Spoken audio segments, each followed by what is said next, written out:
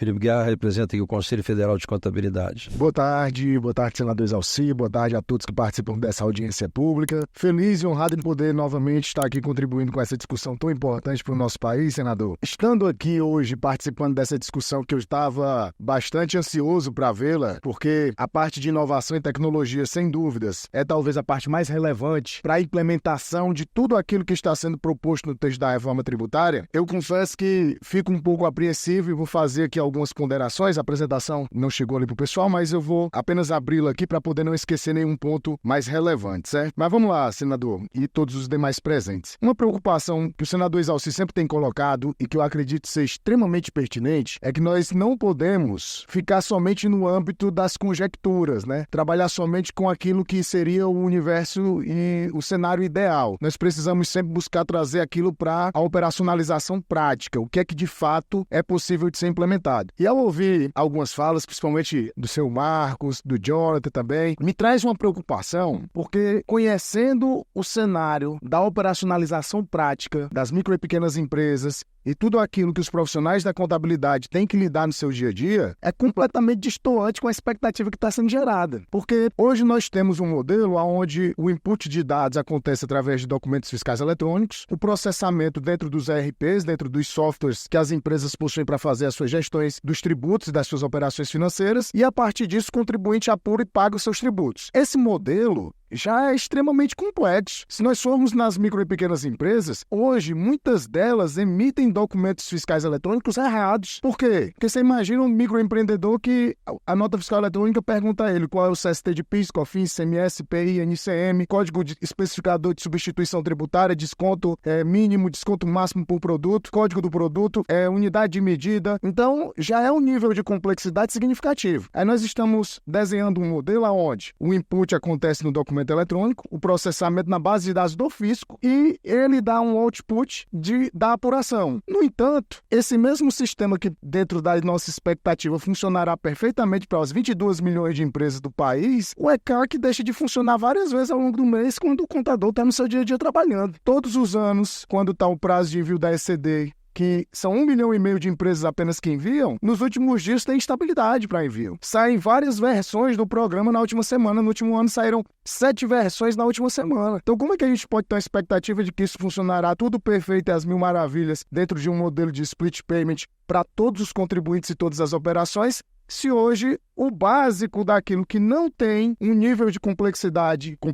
que eu digo tecnológica, em comparação àquilo que se espera ter, não está funcionando perfeitamente. Então, isso é uma preocupação muito pertinente e prática. Lá no artigo 51 e diante do PLP, que tratam do split payment, e se nós pegarmos a experiência internacional com relação a isso, eu não vou me deter à questão de fluxo de caixa, que mencionam a respeito dos impactos, eu quero me deter único e exclusivamente ao alto custo de manutenção desse software, ao alto custo de manutenção dessa ferramenta. Se hoje nós nos deparamos com uma realidade onde muitas vezes o SERPRO se vê, com limitações orçamentárias para atender às necessidades dos contribuintes de forma geral, imagina para manter todo esse arcabouço tecnológico funcionando em perfeita harmonia, sincronizado, entregando para o contribuinte aquilo que é a expectativa de ser entregado. Então, essa é uma preocupação pertinente que eu gostaria muito que a gente conseguisse traduzir isso na prática no texto, porque, eu repito, senador, aquilo que eu falei na última audiência que tive a oportunidade de participar. Em vários momentos, ao ouvir as falas e ler o texto, nos parece que está sendo pedido um voto de confiança. E aí o Jonathan falou sobre isso,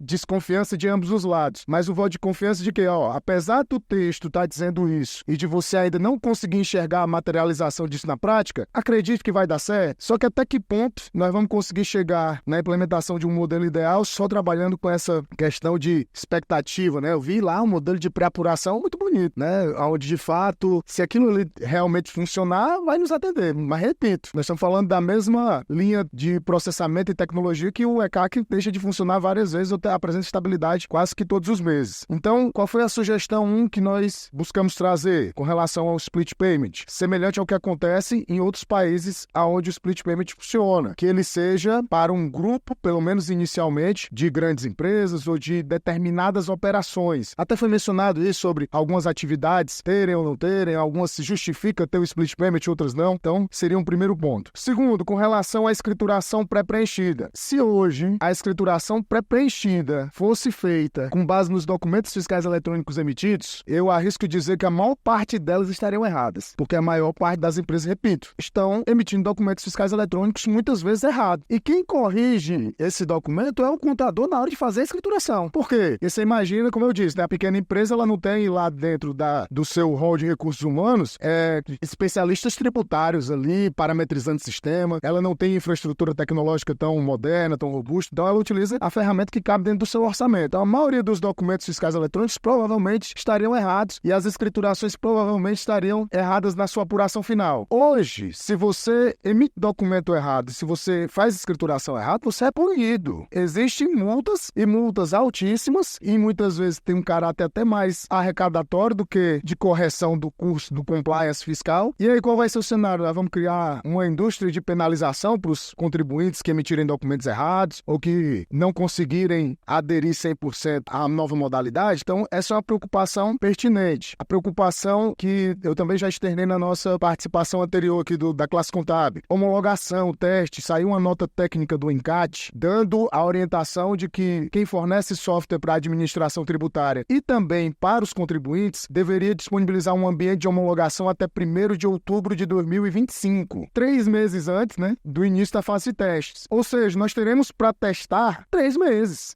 Mas 2026 também é de teste. Tudo bem, mas vai ter recolhimento, vai ter cobrança, vai ter compensação. Então, é importante a gente reforçar esses pontos. E, assim, para finalizar, eu acredito que são requisitos importantes quando a gente pensa na questão tecnológica da reforma, que a tecnologia seja usada para eliminar as redundâncias atuais. Hoje, o contribuinte informa sua receita no documento eletrônico, no SPED fiscal, no FD Contribuições, no SPED contábil, no SPED ECF, é a mesma informação. Então, eliminar redundâncias, diminuir essa máquina de penalização do contribuinte, que tira o sono do contribuinte e também dos profissionais que acabam prestando serviço para essas empresas. Promover simplificação de rotinas. É importante destacar que quando o SPED foi criado, foi prometido que tudo seria mais simples. Mas nós saímos de modelos que eram extremamente sintéticos para escriturações que são profundamente analíticas. Então você imagina, antes tinha um ANDACOM, que era uma declaração que você informava o PIS e a COFINS, com poucos dados. Enquanto a FD Contribuições pede uma quantidade enorme de informações de modo muito detalhado e analítico e que acaba dificultando o cumprimento por parte dos contribuintes. Então é importante que haja simplificação das rotinas, é importante que haja segurança dos dados por parte dos contribuintes e também por parte da administração tributária e que a tecnologia seja utilizada não só com o viés de arrecadar mais, mas também de proporcionar um ambiente melhor para o contribuinte. Por que a tecnologia hoje já não é empregada para identificar quando um contribuinte paga um tributo indevidamente a maior e já lhe ressarce com velocidade? Mas para cobrar é sempre muito útil. Então, eu acredito que esses sejam os pontos importantes de serem endereçados aqui nessa discussão. Nós vamos, mais uma vez, enviar os textos das emendas necessários para complementar nesses ajustes finos que são necessários fazer no texto ainda, mas nós não podemos, como o senador Rizalci sempre fala, sair daqui somente imaginando um universo maravilhoso, mas que ele não tem aplicabilidade prática. Era isso, senador. Muito obrigado.